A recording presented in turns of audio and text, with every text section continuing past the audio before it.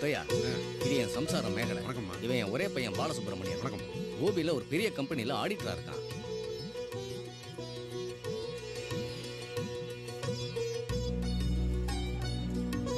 தாமரை மாப்பிள்ள ரொம்ப லட்சணமா இருக்காரு. தம்பி, உங்க அப்பாவுக்கு என்னை பத்தி ரொம்ப நல்லா தெரியும்.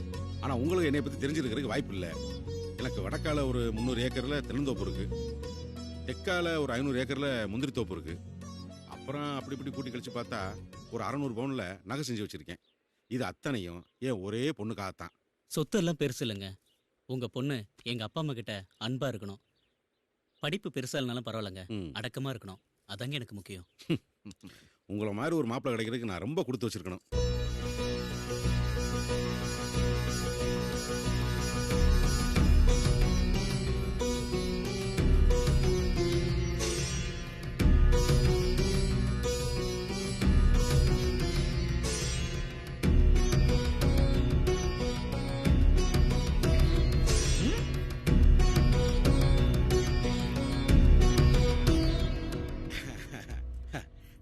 இவதான் என் மக தாமரை. ரொம்ப செல்லமா வளர்த்துட்டேன். 10ஆம் கிளாஸோட படிப்பேன்னு பாட்டிட்டேன். எப்பவுமே யாராவது ஒருத்தர் பாதுகாப்பு இருக்கணும்ல, அதுக்காக இவனை வேலைக்கு வச்சிருக்கேன். டேய், போய் இவங்களுக்கெல்லாம் பலகாரம் எடுத்துட்டு வா, போ. இங்கே இரு, நான் போய் எடுத்துட்டு வரேன். என்ன மாப்பிள்ள, என் பொண்ணு உங்களுக்கு பிடிச்சிருக்கா? பொண்ணு எனக்கு பிடிச்சிருக்கு. உங்களுக்கு? என்ன உங்களுக்கு பிடிக்கிறது இருக்கட்டும். இப்ப உள்ள போனானே முனிய, அவனை உங்களுக்கு பிடிச்சிருக்கா? அவனையா? உங்களுக்கு அவனை பிடிச்சிருந்தா தானே கல்யாணத்துக்கு அப்புறம் அவன் ஏன் கூட இருக்கிறதுக்கு நீங்க சம்மதிப்பீங்க? கல்யாணத்துக்கு அப்புறம் அவன் உன் கூட வரணுமா? நாளைக்கு புருஷன் பொண்டாட்டியா நம்ம 2 பேரும் வெளியில போகும்போது என்கிட்ட யாராவது தகராறு பண்ணா அவனை யார் அடிப்பா? நான் தான். அந்த வேலை எனக்கு தான். என்னைய குடும்பம் இது?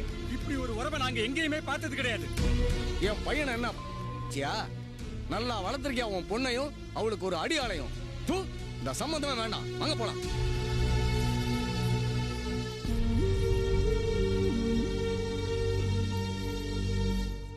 இப்ப நான் என்ன தப்பா சொல்லிட்டேன்னு அவங்க கூச்சிட்டு போறாங்க.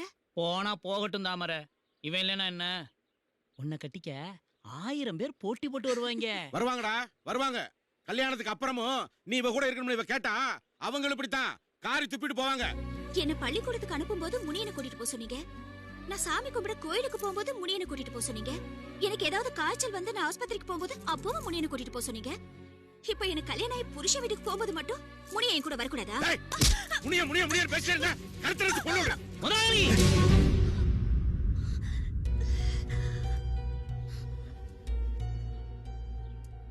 என்னடா குரல் விடுற? ஏங்கிட்டியாவா? தொலைச்சு விடுவேன். தாமரையை பத்தி உங்க வாயால அப்படிலாம் பேசாதீங்க. அவ 100 வயசு வரைக்கும் சந்தோஷமா வாழணும். ஏன் சந்தோஷத்தை பத்தி இவர் இப்ப கவலைப்பட்டிருக்காரு? தோட்டத்துல இருக்கிறவங்களை சந்தோஷமா வச்சுக்கிறதுலதான் இவரோட சந்தோஷம்.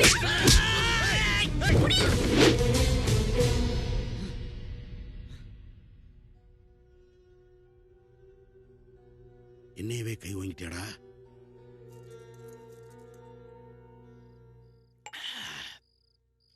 அந்த முனியன இனி நீ அங்க இருக்க வேணாம், இங்க தோட்டத்துக்கு வந்துருன்னு சொல்லிட்டேன்.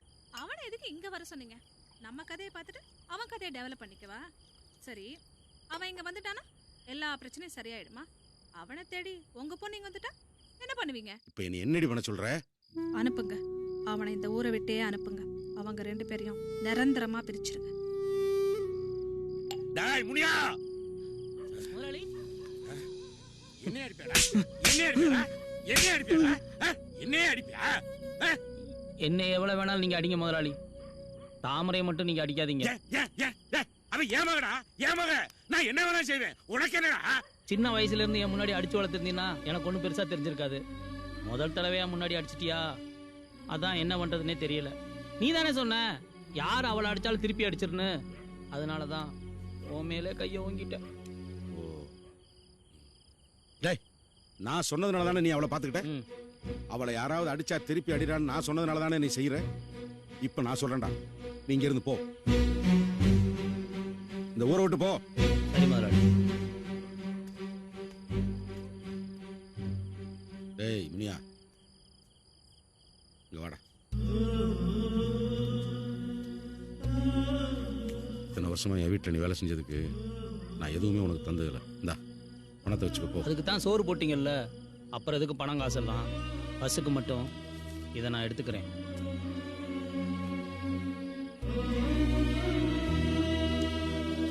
முதலாளி, என்னடா? நான் ஒன்று கேட்பேன், எனக்கு செய்வீங்களா? என்ன சொல்லு? தாமரைக்கு கல்யாணம் ஆனதுக்கப்புறம் அவளுக்கு குழந்தை பிறந்த உடனே என்னை மறுபடியும் வேலைக்கு வச்சுக்குவீங்களா? எதுக்கு? அந்த குழந்தைய பார்த்துக்கிறதுக்கு தான்.